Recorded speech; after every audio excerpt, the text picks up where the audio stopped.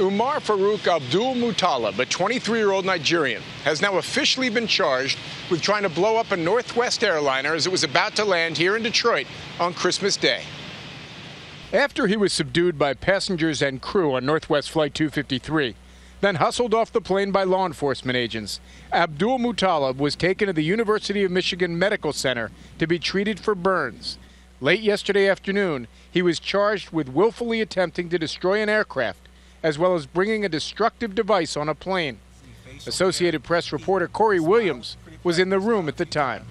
He didn't seem as if he was afraid of anything, a little uncertain, and he looked around the room quite a bit. Abdulmutallab had started his trip in Lagos, Nigeria, where he apparently went through security screening. When he changed planes in Amsterdam, he was screened again before boarding the flight to Detroit.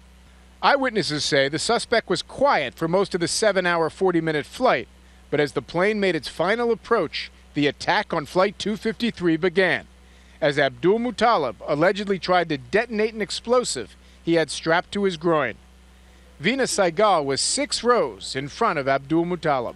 Popping noise like a firework or a champagne bottle opening, and then I could smell smoke, and I looked back and I could see the glow of the fire. Syed Jaffrey was sitting diagonally across from the suspect. It was just mind-boggling what I gone through, and then I realized how lucky we all were on that Christmas day.